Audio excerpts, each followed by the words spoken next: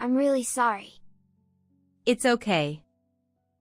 Take your time and tell me slowly. Even though she was on the verge of tears, I gently encouraged my niece, who was trying to speak to me. Well, actually. Before saying anything further, my niece pulled something out of her pocket and played an audio recording. This is. I was shocked by the voice I heard and cursed my own foolishness. I had no idea the situation was so tragic and difficult. I wept at the overwhelming revelation and steeled myself for what I had to do next. My name is Kathy. I work at an IT company, where I am a hardworking career woman. Despite being a woman, I hold a position of responsibility and earn enough to live comfortably. Although I could live on my own, I live with my parents because my workplace is close to home, and I can also work remotely. I contribute financially to the household, and my parents prefer to live with me because they would be lonely otherwise. I have an older sister, who is 2 years my senior. She used to live happily with her kind husband and their daughter, Susan. However, her husband passed away from an illness 3 years ago. At his funeral, seeing my sister completely exhausted, I said, "Sis, why don't you come back home until things settle down? You also have Susan to think about." Thank you for worrying, Kathy. But I'll be fine. She refused to come back home. At the time, I found it a bit strange that she was so adamant about not returning, but I assumed it was because she was always strong-willed and didn't want to rely on our parents. She continued to work and raise her child as a single mother. Knowing the burden on her increased after her husband's death, I stayed in frequent contact with her. She always reassured me that she was fine, repeating the same response each time. Despite our communication, my sister fell ill a year ago and passed away. We took Susan, still an elementary school student, into our home. Since coming to live with us, Susan seemed very down. I remembered her as a cheerful and energetic girl when her parents were alive. She used to be so lively. Losing both parents in quick succession must have been a terrible shock. I wanted her to regain her energy as soon as possible. I often saw my parents trying to talk to her, but she didn't respond. On days off, I suggested we go out together, but she wasn't interested. Not wanting to force her, I didn't push too hard. About 3 months passed, and Susan started apologizing to me, crying when my parents weren't around. Kathy, I'm sorry. What happened? Did something bother you? No, it's not that. But, I'm sorry. I was taken aback because she had never cried before. Her sudden tears surprised me. However, she wouldn't tell me why, just kept apologizing and crying. But she didn't cry when my parents were around, which made me increasingly curious. Another thing that puzzled me was how my parents suddenly started going on frequent trips a few years ago. While it was fine for them to travel occasionally, I couldn't see how they could afford it on my contributions and their pensions. My father had only been a manager at a small company, and after retiring, he hadn't worked because I supported them. My mother had been a housewife all her life and had never worked outside the home. Despite this, I ended up doing most of the household chores. Mom, Dad, it's fine to travel sometimes, but please save some money. You don't need to tell us that. We're careful with our spending. I worked hard for you all these years. And we don't have much time left. Don't say things like that. Then let us enjoy ourselves. Stop meddling in our affairs. All right. I tried to gently suggest they save money, but they brushed it off, saying they had little time left, which left me exasperated. Whenever they went on resort trips, Susan seemed like she wanted to tell me something but never did. I decided not to push her to speak until she was ready. A few months later, my father approached me, looking quite pleased. Oh, Kathy. Yes? What's up? Your mother and I are going on a week-long overseas trip soon. What? An overseas trip? How can you afford it? I just told you to save money. We came into a bit of money. From where? Does it matter? Let us create some memories in our old age. Your mother is right. Let us have this experience of traveling abroad. All right, fine. Although I found it suspicious that they wouldn't disclose the source of their money, I decided not to pry any further, thinking it was their money after all. We'll be off now. Take care of things at home. Got it. Have a safe trip. On the day of their trip, my parents left cheerfully, promising to bring back souvenirs. After seeing them off, I turned to go back to the living room and found my niece standing there, looking like she was about to cry. Realizing this situation couldn't continue, I decided to ask her what was wrong. Susan, what's the matter? Your grandparents have left for their trip. It's just the two of us now, so take your time and tell me anything. I'm sorry. As I gently asked her, she began to cry and apologize again. Unsure of what to do, I continued to encourage her. Kathy, actually. She took out her smartphone from her pocket and pressed play. The recording that played was filled with my parents' angry voices. What is this? No matter how I listened, it was clearly my parents' voices. However, they had never raised their voices like this before. I had never heard them shout like this, and I was shocked.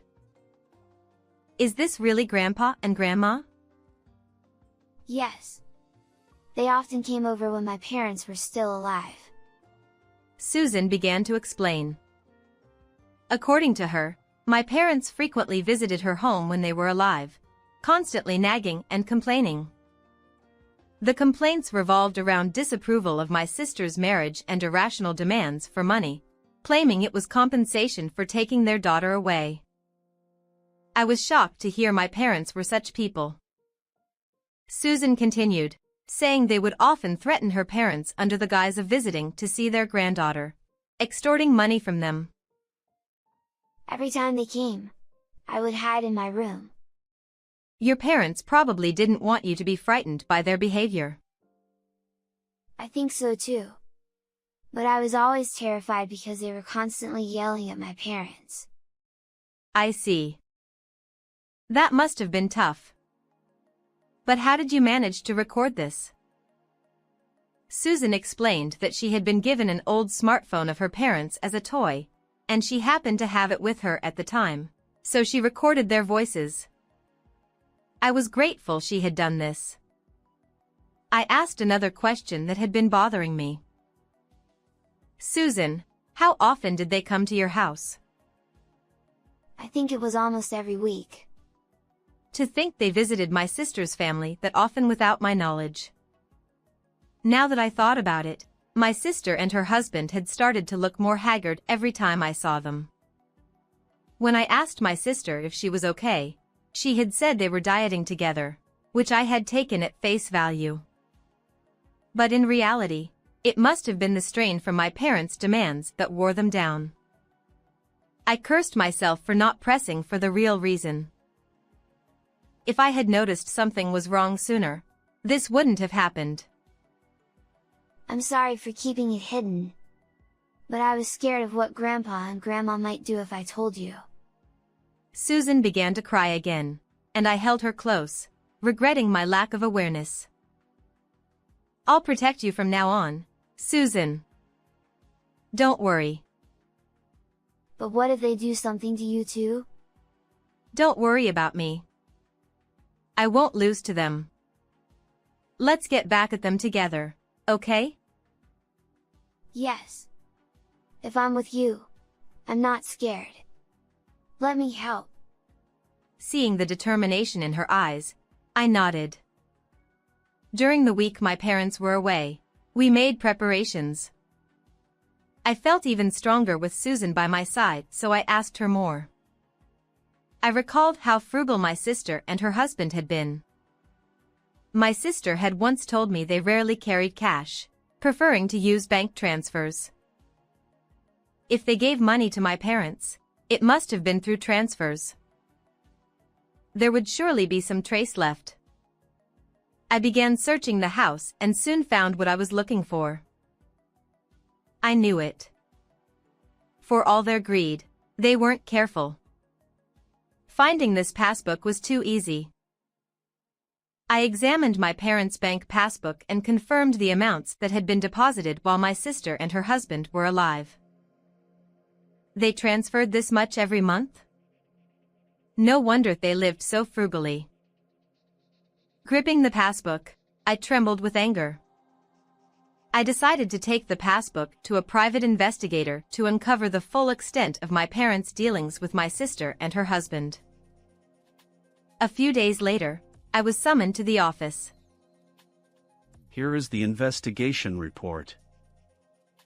I took the report from the investigator and began to read. No way. According to the report, my brother-in-law had been borrowing money from financial institutions to pay my parents. As a result, he became mentally exhausted and fell ill, leading to his death. As I read through the report, my anger grew even more. It turned out that my sister had been working herself to death, trying to pay off my brother-in-law's debts and my parents' constant demands for money. Additionally, my parents had been treating my niece cruelly when I wasn't around, saying things like they were doing her a favor by letting her stay with them. Knowing this, I started to cry. How horrible. How could this have happened without me knowing? Furthermore, we discovered that your parents even took your brother-in-law's insurance money.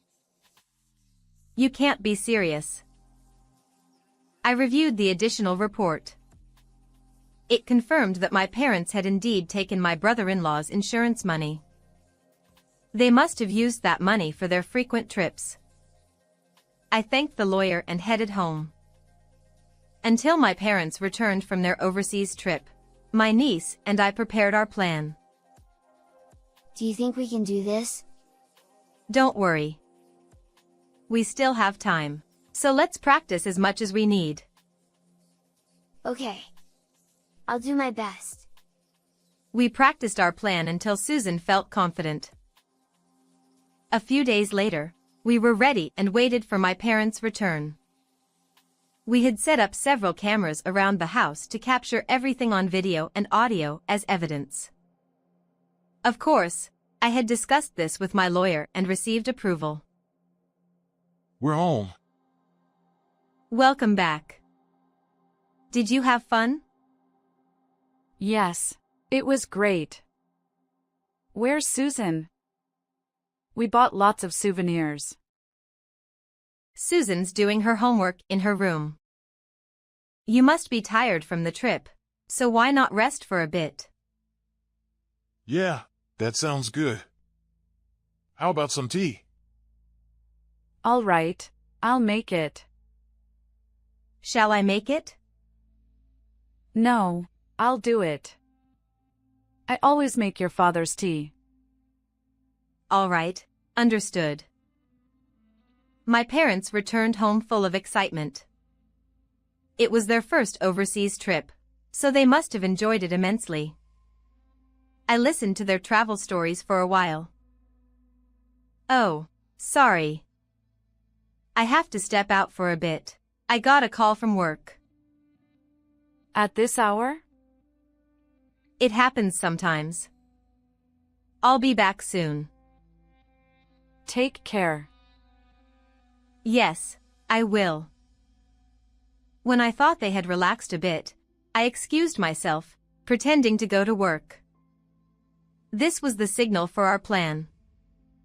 After leaving the house, I called Susan. Hey Susan, I've left the house. Got it? Susan kept our call connected as she went to my parents. Ah, welcome back. Oh, Susan. We brought back lots of souvenirs. Well, thank you. But I need to talk to you. What is it? Speak up. Following my father's words, Susan played the recorded audio she had. Hey, where did you get that? Susan, be a good girl and give that to me. My parents were visibly shocked and panicked by the recorded audio. I plan to let Kathy hear this. Susan, please don't do that. Do you know what will happen if you do that? But, this isn't right. We took you in when you had nowhere else to go, so you should listen to us. Yes, if it weren't for us, we wouldn't be getting any welfare benefits. Then why are you kind to Kathy? My parents became furious and started berating Susan. Despite being on the verge of tears, Susan continued in a trembling voice. We're nice to her because she brings money into the house. That's right. We're living off your father's pension now, so we don't have money. If Kathy leaves, we'll be in trouble. Exactly. As long as she's around, she'll always give us money when we need it. She's a convenient fool. That's awful. Hearing my parents' true feelings, I decided not to let Susan suffer anymore and headed back home. My anger, already at its peak, boiled over as I rushed into the living room. I heard everything. I burst through the door, raising my voice. Oh, what? Kathy? How long have you been here? What about work? I don't care about work. I heard what you really think about me. You see me as nothing more than a cash cow and a housekeeper. Of course. We're not working anymore. How else are we supposed to live on just a pension? That's right. We need your help to survive. They didn't deny it and instead shamelessly demanded money from me. The thought of staying in this house for their sake made me sick. If that's how you feel, I won't give you any more money. I'm taking Susan, and we're leaving. Don't ever contact us again. I won't allow it. How will we live without you? I know everything. I know you took money from my sister and brother-in-law. What are you talking about? Susan, did you? I'm sorry. I told Kathy everything. Exactly. We have all the evidence, so don't bother arguing. I told Susan to get her things, and she nodded and went to her room. Hey, are you serious, Kathy? You're joking, right? You wouldn't abandon us. No, I'm not joking. I can't believe you were such awful people. When Susan returned with her belongings, I took her hand, and we left the house. We stayed at a hotel near my workplace, as I had arranged beforehand. However, we didn't stay at the hotel for long. Within a few days, I found a new place to live. A few days after Susan and I moved into our new home, I received a call from the police. Really? Is that true? The police told me my parents had been arrested for shoplifting. No way. I had only been gone a few days. There's no way the money I gave them could have run out so quickly. Besides, they were getting welfare benefits for taking care of Susan. With these thoughts, I reluctantly went to the police as their guarantor. My parents, looking repentant, apologized. I'm sorry. We just made a mistake. I apologized to the police and took my parents back to the house. With no money, the electricity, gas, and water had been cut off. The house was in a terrible state, reeking of filth. My mother had never been good at housekeeping, and it showed in just a few days. How did everything get cut off? Were you that broke? And what's with this mess? Of course we're broke. We were enjoying our retirement. I can't do housework anymore. I'm not as young as I used to be. You took Susan, so we stopped getting welfare. My pension isn't enough to live on. Exactly. If you had kept giving us money, we wouldn't have had to steal. My parents angrily blamed me for their situation. I could only sigh at their absurdity. This is your own fault. How many times did I tell you to save money? Yet you kept going on week-long trips every few months. Enough of that. Just give us the money. Pay for the utilities. We can't live here without them. And get a cleaning service. This place is uninhabitable. They kept demanding money and blamed everything on me. I was beyond anger. I was simply fed up. All right. You refuse to acknowledge your faults. In that case, I'm done. What? What are we supposed to acknowledge? I see. You won't admit your fault. Fine. This is the last time I'll speak to you. I'm cutting ties with you. Don't contact me again. I left the house. A month later, the house was vacant. The house, in my name, was sold, forcing my parents to leave. They had forgotten that detail. After some time had passed, I went to apologize to the neighbors for any trouble caused. They told me loan sharks had been lurking around, indicating my parents had turned to them for money. Rumor had it they were seen in a park, looking disheveled. Later, I legally separated from my parents and adopted Susan as my daughter. Now, we share a bond stronger than most parent-child relationships. Our life stabilized, and Susan regained her cheerful spirit, making me happy. I vowed to continue watching over her and make my late sister proud. How did you like this story? Please subscribe to my channel. See you in the next video.